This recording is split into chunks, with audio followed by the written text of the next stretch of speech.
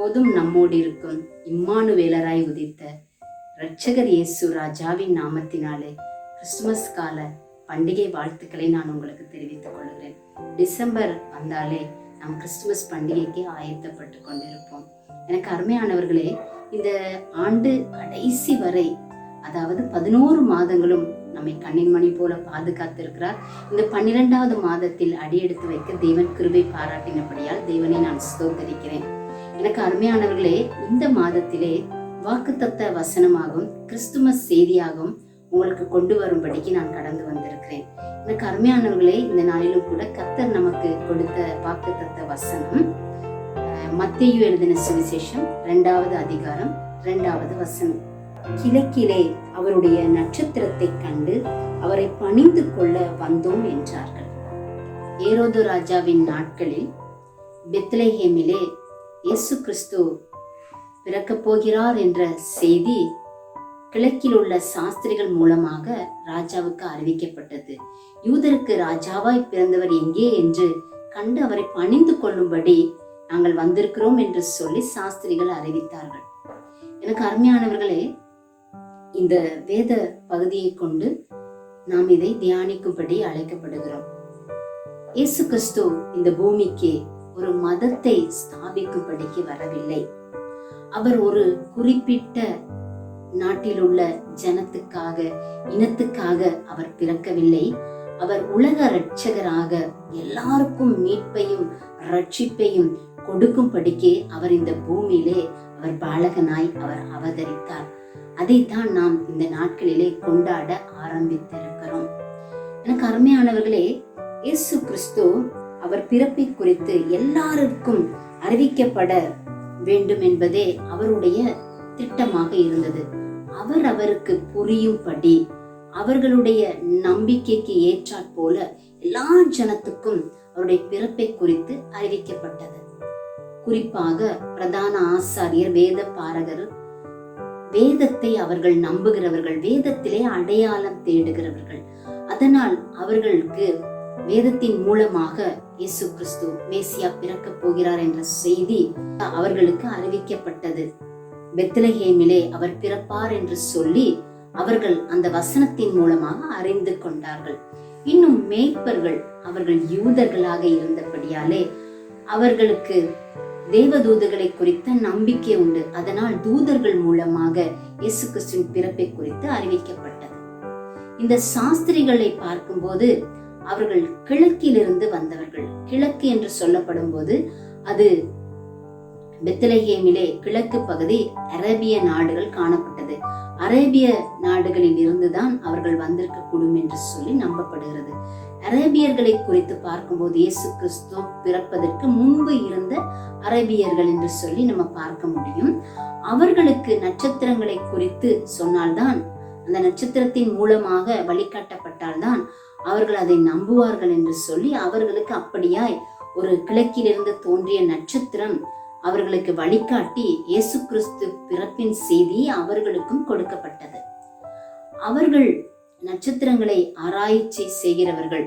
இன்னும் சிலரை பார்த்தீங்கன்னா, எனக்கு வேத ஆதாரமாக யாத்ராகம் 7:11, ஏசாயா 47:12-15 வரை நீங்கள் வாசித்து பாருங்கள்.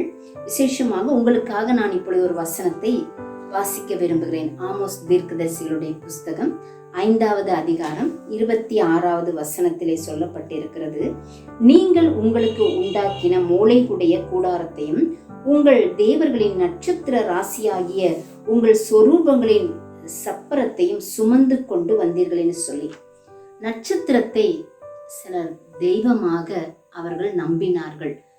அதனால அவங்களுக்கு அந்த நட்சத்திரத்தின் மூலமாக சொல்லப்பட்டால், வழிகாட்டப்பட்டால் தான் அவங்களுக்கு புரியும் என்பதற்காக கர்த்தர் பிறந்த இடம் வரை அந்த சாஸ்திரிகளை அந்த கிழக்கிலே தோன்றின நட்சத்திரம் அவர்களை வழி நடத்தி கொண்டு வந்தது. எனக்கு அருமையானவர்களே, அந்த சாஸ்திரிகள் மிகுந்த தொலைவில் இருந்து அந்த தேவனுடைய சத்தத்தை அவர்கள் கேட்டு அதற்கு செவி கொடுத்து அதற்கு கீழ்ப்படிந்து அவர்களுக்கு தூரம் ஒரு தடையாக இருக்கவில்லை. தூரத்தில் இருந்து எப்படியாவது அந்த உலக இரட்சகரை நாம் பார்க்க வேண்டும், அவரை பணிந்து கொள்ள வேண்டும் என்று சொல்லி தேவ சத்தத்தை அந்த கேட்டு அவர்கள் என்ன செஞ்சாங்க, அவங்க கடந்து வந்தாங்க. எப்படியாவது அந்த கிறிஸ்துவை பணிந்து கொள்ள வேண்டும் என்று சொல்லி. அதே போல அவர்களுக்கு அந்த கிறிஸ்துவை பணிந்து கொள்ளுகிற அளவிற்கு அவர்கள் சாஸ்திரிகள் தான். ஆனாலும் அந்த பாலகனை பணிந்து கொள்ள தங்களை அவர்கள் தாழ்த்தினார்கள். இன்னும் அவர்கள் வெறுமையாக வரவில்லை. அவர்கள் அநேக உச்சிதமான பொருட்களை கொண்டு வந்ததாக நம்ம வேதத்துல பார்க்கிறோம். வெள்ளை போலம், பொன், தூப வர்க்கம் போன்றவற்றை காணிக்கையாக அவர்கள் கொண்டு வந்தார்கள். எனக்கு அருமையானவர்களே, இந்த நாள்ல கர்த்தருக்கு நமக்கு இந்த பண்டிகை நாட்கள்ல ஏதாயிலும் செய்ய வேண்டும் என்று சொல்லி நாம் விரும்பினால் நாம் செய்ய வேண்டிய ஒரே ஒரு காரியம், வசனம் இப்படி சொல்லுகிறது. மத்தேயு எழுதின சுவிசேஷ பகுதியில 25வது அதிகாரம் 40வது வசனம் இப்படி சொல்லுகிறது. மிகவும் சிறியவர் ஆகிய என் சகோதரரான இவர்களின் ஒருவனுக்கு நீங்கள் எதை செய்தீர்களோ அதை எனக்கே செய்தீர்கள் என்று சொல்லி, இந்த பண்டிகை நாட்களிலே அவருக்கு நாம் காணிக்கை செலுத்த வேண்டும் என்று விரும்பினால் சிறியவர்களை பார்த்து, மிகவும் கஷ்டப்பட்ட, பிற்படுத்தப்பட்ட, ஒருவேளை எந்த ஒரு வசதியும் இல்லாத அப்படிப்பட்ட ஜனங்களுக்கு நாம் புத்தாடைகளை வாங்கி வழங்குவது, அவர்களுக்கு ஆகாரம் கொடுப்பது, இப்படிப்பட்ட காரியத்தை நம்ம அவருக்கு செய்யும் போது, அது சிறியவர்களுக்கு நம்ம செய்யும் போது அது கிறிஸ்துவுக்கே செய்ததாக அவர் ஏற்றுக்கொள்ளுகிறார். சிறியவர்களை அவர் மிகவும் நேசிக்கிறார். எளிமையானவர்கள், ஒதுக்கப்பட்டவர்கள், தள்ளப்பட்டவர்களை அவர் அதிகமாய் நேசிக்கிறபடியால் அப்படிப்பட்டவர்களுக்கு நாம் உதவி செய்ய வேண்டியது நம்முடைய கடமையாக காணப்படுகிறது. எனக்கு அருமையானவர்களே, இன்னும் வேதத்துல நம்ம ஆராய்ந்து பார்க்கும்போது அந்த நட்சத்திரம் பாருங்க, அவர்களுக்கு வழிகாட்டி வந்தது. அதே போல நாமும் அநேகருக்கு ஒரு வழிகாட்டியாக நம்ம ஜீவிக்கணும். இன்னும் ஒரு வசனத்தை நான் உங்களுக்காக வாசிக்க விரும்புகிறேன். என்னாகமம் 24வது அதிகாரம் 17வது வசனம். ஒரு நட்சத்திரம் யாக்கோபிலிருந்து உதிக்கும் என்று சொல்லி, அது தீர்க்க தரிசனமாக முன்னறிவிக்கப்பட்ட வார்த்தை. ஒரு நட்சத்திரம் அது யாக்கோபிலிருந்து உதிக்கும் சொல்லி, ஒருவேளை நட்சத்திரம் என்று சொல்லி இயேசு கிறிஸ்துவை குறித்து உருவகப்படுத்தி சொல்லப்பட்ட வார்த்தை. அந்த நட்சத்திரம் யாக்கோபிலிருந்து உதிக்கும் என்று சொல்லி சொல்லப்பட்டிருக்கிறது. அதே போல எனக்கு அருமையான தேவ ஜனமே, இயேசு கிறிஸ்து ஒரு நட்சத்திரத்தை போல இதோ ஜனங்களுக்கு அவர் இந்த பூமியிலே அவர் வந்து வழிகாட்டியாக, நட்சத்திரம் எப்படி இந்த கிழக்கிலிருந்து தோன்றி இந்த சாஸ்திரிகளுக்கு வழிகாட்டியதோ அதே போல இயேசு கிறிஸ்துவும் இந்த பூமியில் இருக்கிற ஜனங்களுக்கு அவர் சொல்லியிருக்கிறார் அல்லவா, நானே வழியும் சத்தியமும் ஜீவனுமா இருக்கிறேன் என்று சொல்லி இந்த உலகத்திலே எப்படி வாழ வேண்டும் என்று சொல்லி ஒரு வழிகாட்டியாகவே அவரும் இந்த பூமியில வந்து அவர் உதித்து அவர் ஜீவித்ததை நம்ம பார்க்க முடியும். இன்னும் நீங்களும் நானும் செய்ய வேண்டிய ஒரு காரியம் என்னவென்றால், ஒரு வேத வசனத்தை உங்களுக்காக நான் வாசிக்கிறேன். தானியேல் 12:3. ஞானவான்கள் ஆகாய மண்டலத்தின் ஒளியைப் போலவும் அநேகரை நீதிக்குட்படுத்துகிறவர்கள் நட்சத்திரங்களைப் போலவும் என்றென்றைக்கும் உள்ள சதா காலங்களில் பிரகாசிப்பார்கள் என்று சொல்லி அந்த வசனத்துல நம்ம பார்க்க முடிகிறது. எனக்கு அருமையானவர்களே, நாமும் ஞானவான்களாய் இருக்க வேண்டும் என்று சொல்லி நமக்கு அழைப்பு கொடுக்கப்படுகிறது. ஞானம் உள்ளவர்கள் ஆத்துமாக்களை என்ன செய்யறாங்க, ஆதாயப்படுத்துறாங்க. நம்ம என்ன செய்யணும்னா, அந்த நட்சத்திரங்களை போல நாமும் அநேகரை கிறிஸ்துவை அறிந்து கொள்ளும்படி வழி செய்யக்கூடிய நீதியை நம்ம நடப்பிக்க வேண்டியது பூமியில. இயேசு கிறிஸ்துவை சொந்த இரட்சகராக அநேக ஜனங்கள் ஏற்றுக்கொள்ளும்படிக்கு அப்படிப்பட்ட ஒரு நீதியான காரியத்தை நீங்களும் நானும் இந்த பூமியில வாழ்கிற நாட்களிலே செய்யும் பொழுது அது கர்த்தருக்கு மிகவும் பிரியமா இருக்கிறது. நாமும் அந்த நட்சத்திரங்களை போல என்றென்றைக்கும் அந்த வசனத்தின்படி நம்ம பிரகாசிக்க அழைக்கப்படுகிறோம். இந்த கிறிஸ்துமஸ் பண்டிகை நாட்கள் உங்களுடைய உள்ளத்திலே, இல்லத்திலே இயேசு கிறிஸ்து பிறப்பின் மகிழ்ச்சி காணப்படும்படியாக கூட நான் மறுபடியும் உங்களை வாழ்த்தி உங்களை ஆசீர்வதிக்கிறேன். நாம் தலை தாழ்த்தி ஜெபிக்கலாமா? அன்பின் பரலோக பிதாவே, இந்த மகிழ்ச்சியான நாளுக்காக உம்மை நன்றியோடு உம்மை துதிக்கிறோம் சுவாமி. இந்த டிசம்பர் மாதம் 1வது நாளை காணும்படியாக எங்கள் ஒவ்வொருவருக்கும் பாக்கியத்தை கொடுத்திருக்கிறீங்க. இந்த மாதம் நாங்கள் பண்டிகையை ஆசரிக்க ஆயத்தப்பட்டு கொண்டிருக்கிறோம் ராஜா.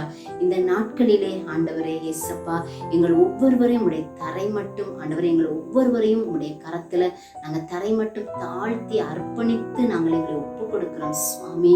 ஆண்டவரே, இந்த பண்டிகை நாட்களிலே உமக்கு பிரியமானதை செய்ய அருமையான ஒவ்வொருவருக்கும் நீங்க கற்றுக் கொடுக்கும்படியாக ஜெபிக்கிறேன் சுவாமி.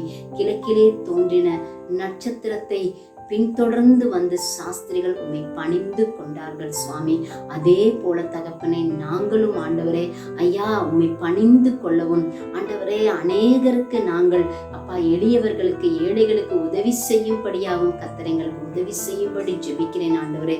நாங்களும் ஆண்டவரே ஞானவான்களாக நடந்து கொண்டு அநேகரை நீதிக்கு உட்படுத்தக்கூடிய காரியங்களை செய்து பிரகாசிக்க கர்த்தரைங்கள் ஒவ்வொருவருக்கும் உதவி செய்யும்படிக்கு நாங்கள் ஜெபிக்கிறோம் ஆண்டவரே. தகப்பனே, இந்த நாளை கர்த்தர் முற்றிலும் நீங்க பொறுப்பெடுத்துக் கொள்ளுங்க ஆண்டவரே. பண்டிகைக்காக ஆயத்தப்பட்டு கொண்டிருக்கிற ஒவ்வொரு பிள்ளைகளையும் நீங்க ஆசீர்வதிங்க, அவர்களுடைய தேவைகளை சந்திங்க. கிறிஸ்து பிறப்பின் மகிழ்ச்சி ஒவ்வொரு பிள்ளைகளுடைய உள்ளத்திலும் இல்லத்திலும் காணப்படும்படியா ஜெபிக்கிறேன் சுவாமி. ஆண்டவரே, அந்த நட்சத்திரத்தை கண்டு அவர்கள் பணிந்து கொண்டு ஆண்டவரே அவர்கள் ஆண்டவரே மகிழ்ச்சி அடைந்தது போல ஒவ்வொருடைய வாழ்க்கையிலும் ஆண்டவரே இந்த மாதம் ஒரு மகிழ்ச்சியின் மாதமாக அமையத்தக்கதாக கிருபை செய்ய. ரட்சிக்கும்படிக்கு வந்த தேவகுமாரனே, ஒவ்வொருடைய குடும்பத்திலும் உம்முடைய மீட்பின் மகிழ்ச்சி, ரட்சிப்பின் மகிழ்ச்சி ஒவ்வொரு குடும்பத்திலும் காணப்படும்படியாக அடிமை ஜெபிக்கிறேன். அடிமை தாழ்த்தி அர்ப்பணிக்கிறேன். இயேசுவின் மூலமாகவே ஜெபங்களை ஏறெடுக்கிறோம் ஜீவனுள்ள பிதாவே, ஆமென். God bless you.